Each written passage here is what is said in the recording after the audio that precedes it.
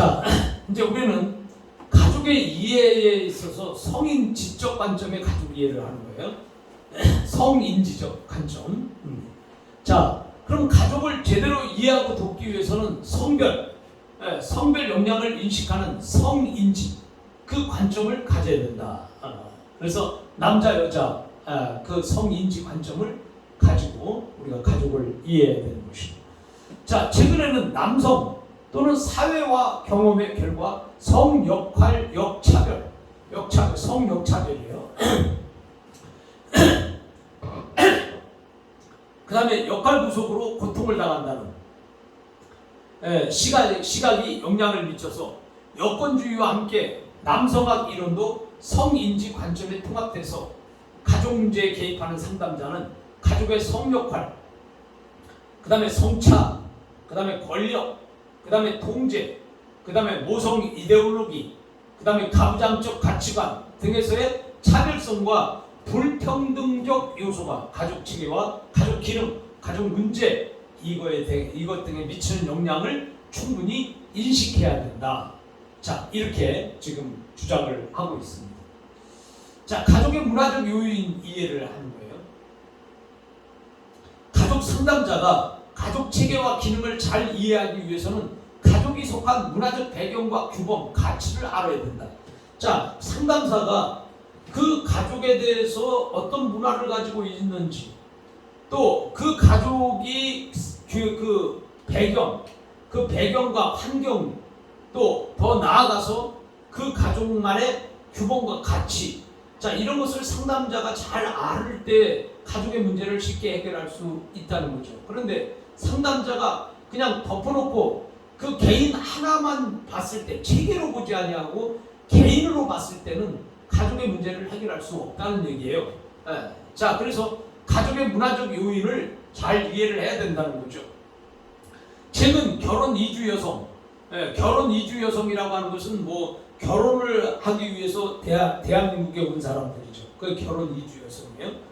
외국에서 필리핀이나 몽고 뭐 다른 나라에서 중국 이런 나라에서 결혼을 전제로 해서 한국에서 이주해서 오는, 자, 이런 사람들이 이제 결혼 이주 여성이라는 거예요.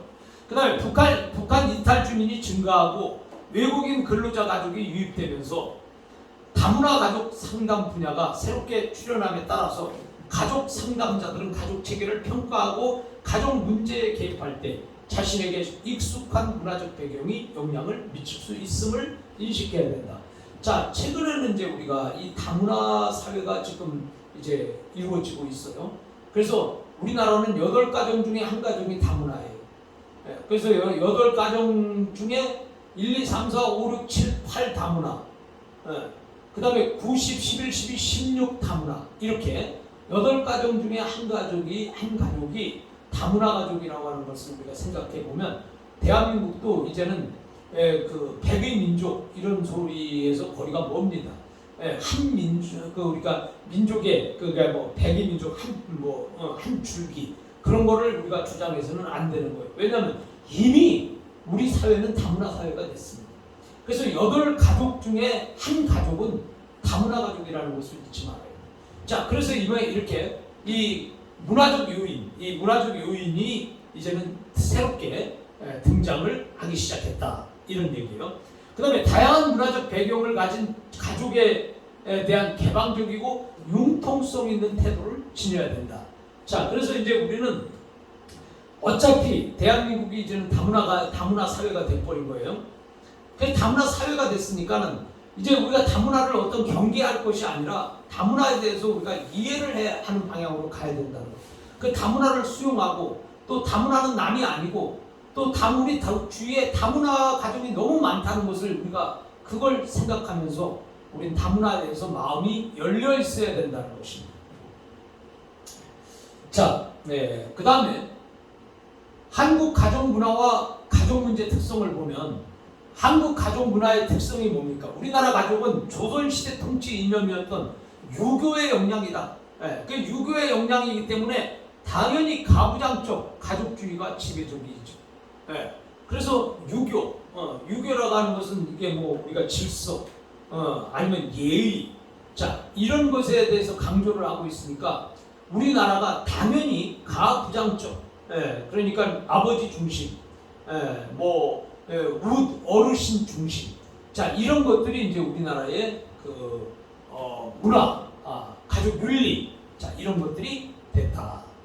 자, 그다음에 남녀, 그다음에 이제 여기 남녀 중심의 혈연, 남계, 그러니까 남자의 계보, 남계 중심의 혈연. 그다음에 제사를 중시하는 거, 유교 문화니까 제사 중시하는 거죠. 그다음에 이제 아들과 장남 선호, 그러니까 딸보다는 아들을 선호하고, 그다음에 이제 장남이기 때문에 모든 걸 이렇게 더 많이 주고. 그러나 이제 요즘에는 이제 뭐 다 똑같이 이렇게 가지만은 옛날에 우리나라의 문화는 우선 아들이 우선이었다. 그리고 그 아들 중에서도 장남이 우선이었다. 자, 이런 식으로 옛날에 우리가 문화가 형성되어 있는 거죠. 자, 그 다음에 위계적 인간관계가 특징적으로 나타났다. 위계적이라고 하는 것은 위아래가 분명한, 그래서 위계적 인간관계가 특징적으로 나타났고, 자, 우리나라 가족은 전통적으로 조화로운 인간관계가 있었다. 그래서 서로 간에 이 사람과 사람들 간의 귀함, 그래서 예의, 인사, 자, 이런 것으로 서로 돕는 거, 이런 것들이 이제 조화로운 인간관계가 됐다는 거죠. 그다음에 이제 우리나라는 이제 특히나 이제 효행, 이런 국가, 그래서 유교의 사상이 효 사상 아닙니까? 그래서 그다음에 가족 결속과 상부상조. 우리나라는 가족끼리는 굉장히 강한 결속을 갖고 있죠. 우리나라는. 그래서 가족 결속과 또 서로가 상부상조, 도와주고, 붙들어주고, 이렇게 이끌어주고, 서로 돕고 사는 거. 자, 이런 상부상조. 그다음에 위계 질서를 중심 가치로 강조하고 있다. 자, 그렇기 때문에 우리나라 한국 가족 문화의 특성은 그 영향으로 말미암아서 체면의식이 있다. 체면. 자, 옛날에도 보면 배가 고파도 배 안 고픈 척 해야 되고, 그다음에 양반은 그냥 그 상놈처럼 그렇게 행동을 하면 안 되는 것이, 아무리 어려운 환경에서도 각자 행동에 그 차이가 있는 것이. 자, 이렇다 보니까 체면의식이 굉장히 우리나라는 강조되고 있습니다. 자, 그 다음에 우리 주의, 그 다음 우리 주의다. 우리나라는 우리주의. 그러니까 우리나라는 거의 다 우리야. 그래서 보면은 같은 말을 할 때도 내 아내 이렇게 말을 해야 되는데 우리 아내라는 거예요. 우리 아내. 그러면 네 아내도 되고 내 아내도 되고 이렇게. 우리나라는 이렇게 우리주의, 위니스, 이게 너무 강조되다 보니까 그냥 내 아내가 어떻게 우리 아내가 됩니까? 내 아내지. 그러면 같은 남자하고 얘기하면 우리 아내라 그러면 너와 내 같이 한 아내를 데리고 산다는 거예요? 그런 건 아니잖아. 그 정도로 우리라는 것이 위니스가 됐다 이거예요. 자, 그래서 우리주의라는 것이 생기게 됩니다. 그 다음에 이제 그래 보니까 여기 보면 은행도 우리 은행, 교회도 우리 교회, 다 뭐든지 다 우리 있잖아. 막 집어넣어가지고 막 이렇게 그 상호 간판도 막 이렇게 하는데, 어쨌든 우리주의가 우리나라의 이게 이제 가족 문화의 특성이에요. 그 다음에 감정의 억제 및 간접적 표현이다. 자, 우리나라는 감정이 일어나면 이렇게 직선적으로 표현을 안 하잖아요. 그냥 감정을 절제하고 감정을 삭히려고 하고 감정을 될 수 있는 대로 드러내지 않고, 그래서 참을 인자 셋이면 살인을 면한다 그랬는데, 우리나라는 그렇기 때문에 참는 거를 굉장히 미덕으로 생각을 했어. 그러나 요즘의 아이들을 보면은 요즘 세대는 그렇게 옛날 세대처럼 참지 않습니다. 할 말하고 자기 표현 다 하고 그렇게 살지, 옛날 사람들처럼 참고 그런 게 아니죠. 자, 그래서 이제 감정을 억제하고, 우리 한국 가족 문화가 감정을 억제하고, 또 그다음에 직접적으로 표현을 안 해. 왜냐하면 직접적으로 표현하면 좀 이렇게 무식하거나 아니면 또 상처 받을까봐 간접적으로 돌려서 말하고 말이죠. 말이죠. 자, 이렇게 이제 우리나라 문화단 말이에요. 그 다음에 이제 연고주의, 아는 사람끼리 서로 이렇게 인맥, 이렇게 연고, 이런 주의. 그 다음에 우리나라의 이거 이 한이라고 하는 거, 우리나라가 이게 한만은 이 세상, 한만은 민족이죠.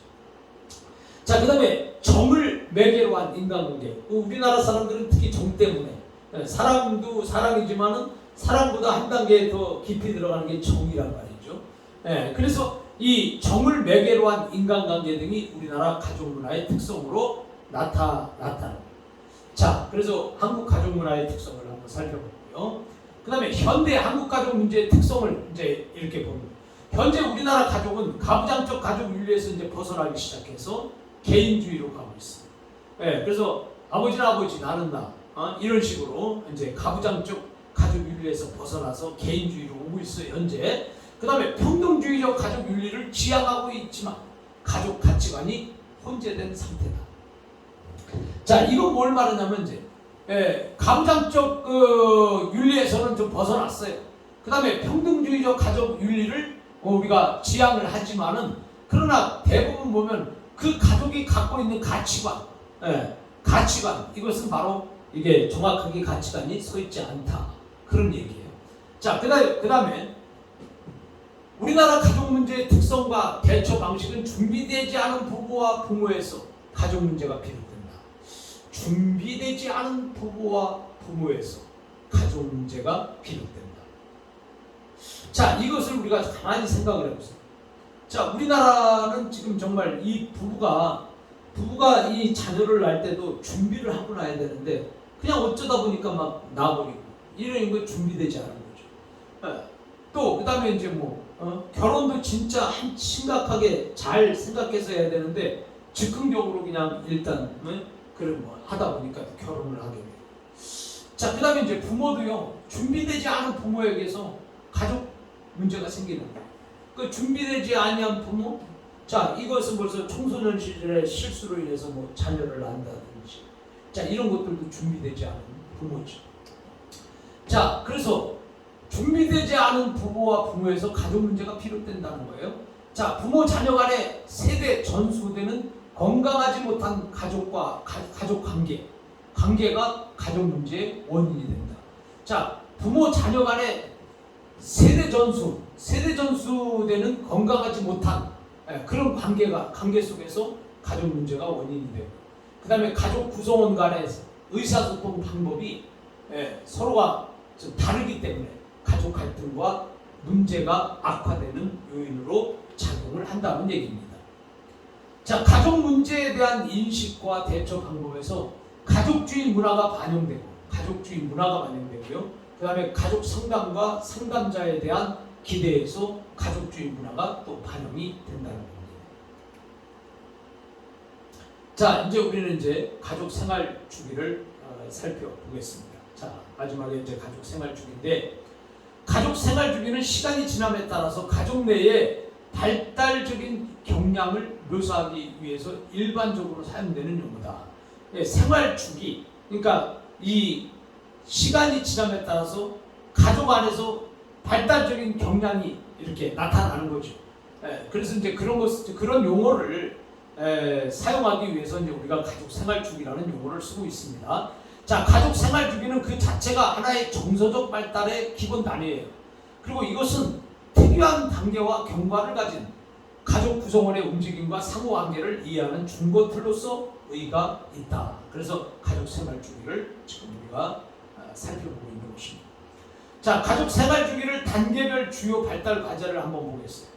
자, 두발과 힐의 가족 생활 주기가 있어요. 자, 가족 생활 주기의 8단계가 있는데 각 단계마다 수행해야 할 발달 과업을 제시했다. 자, 마찬가지죠. 우리가 발달 과제. 자, 이 발달 과제, 발달 과제. 자, 첫째는 프로이드가 있어요. 프로이드는 성적 발달 5단계를 말했어. 그래서 구강기에서부터 성인기까지. 자, 이렇게 이제 쭉 얘기를 했습니다. 생식기까지 5단계는 구강기에서 생식기까지. 자, 그 다음에요. 이 발달 과제를 또 얘기한 사람이 에릭슨이에요. 에릭슨. 자, 에릭슨은 인간 발달을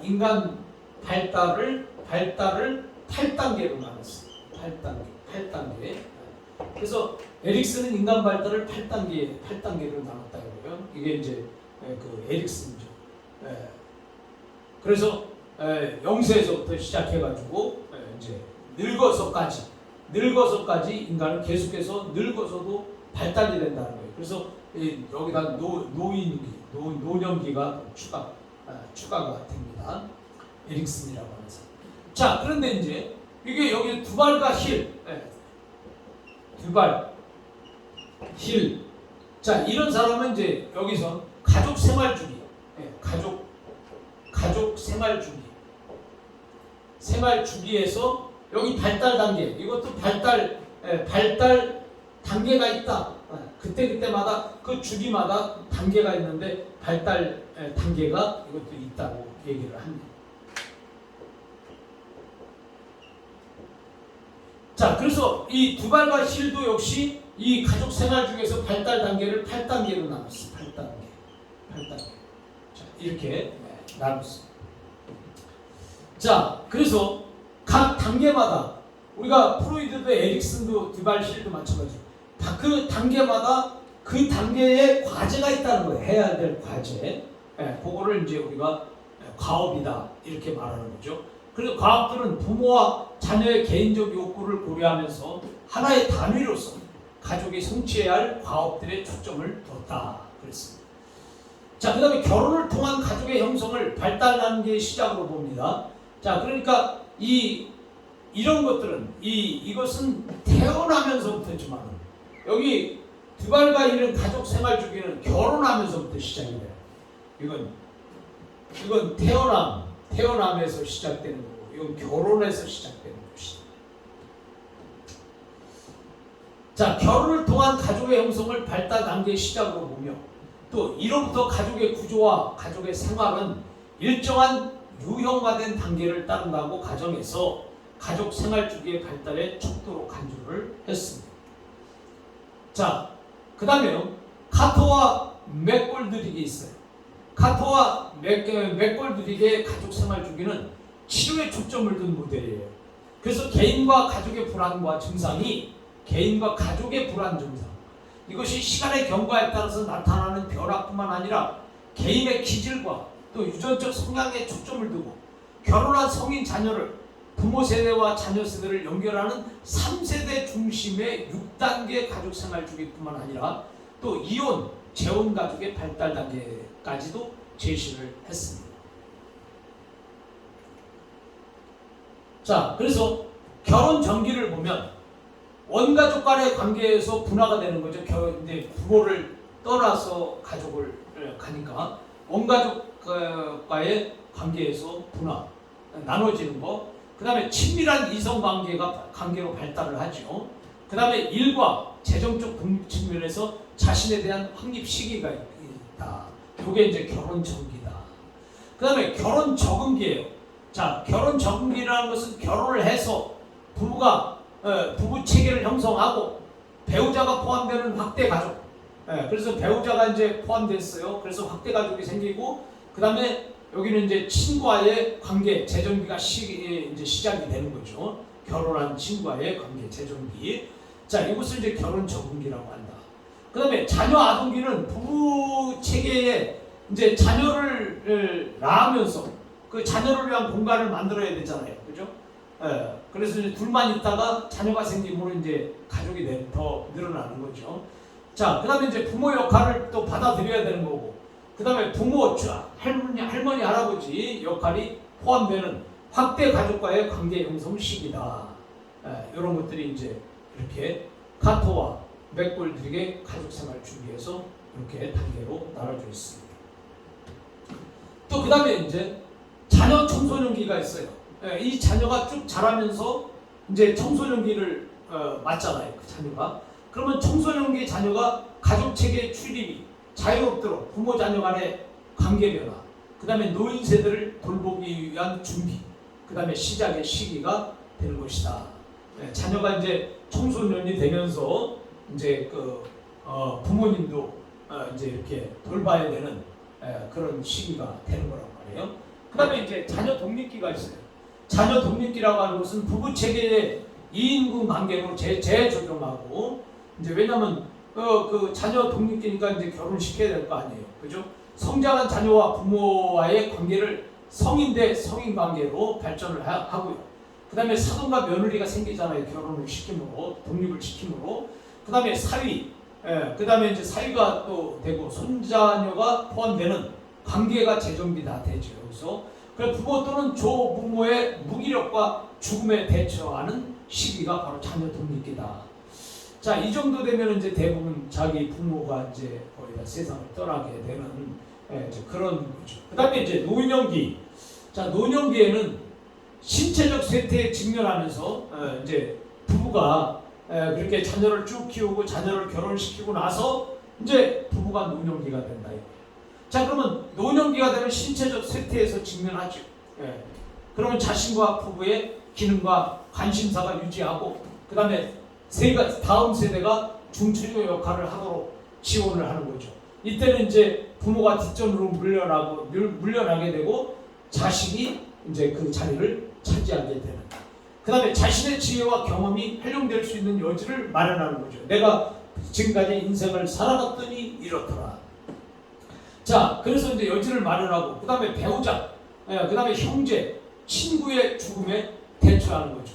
자, 이제 노년기가 되면 둘 중에 하나 누구든지 먼저 죽잖아요. 같이 죽는 것도 있겠지만 대부분 둘 중에 한 사람이 먼저 죽잖아요. 나중에 있는 사람은 이제 나중까지 사는 사람은 또 이제 충격이죠.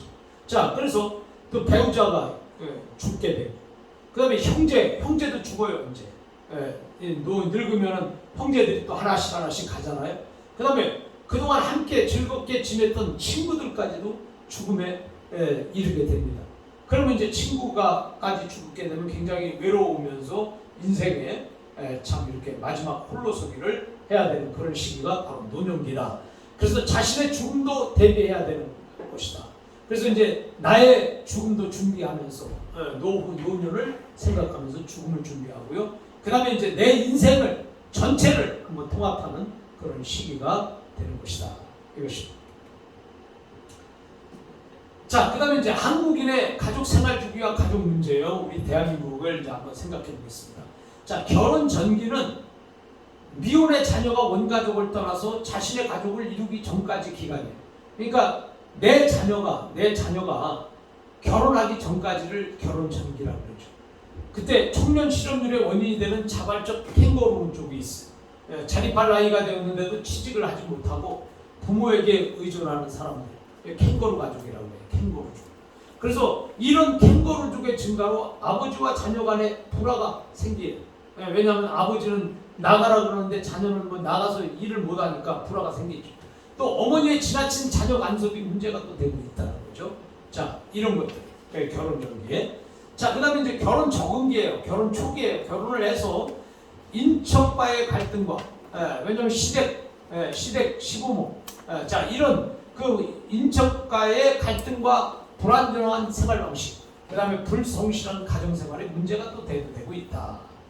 자, 그 다음에 이제 세 번째는 자녀가 아동 때예요.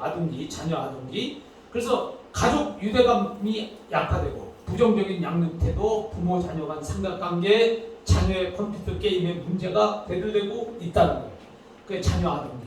자, 그 네 번째는 자녀가 청소년이 됐을 때 아버지의 외도, 그 다음에 음주, 폭력, 자녀에 대한 아버지 무관심, 자녀에 대한 어머님의 너무 지나친 간섭, 그 다음에 부모 자녀 간 삼각관계 문제가 이 자녀 청소년기에 이런 문제들이 발생을 한다.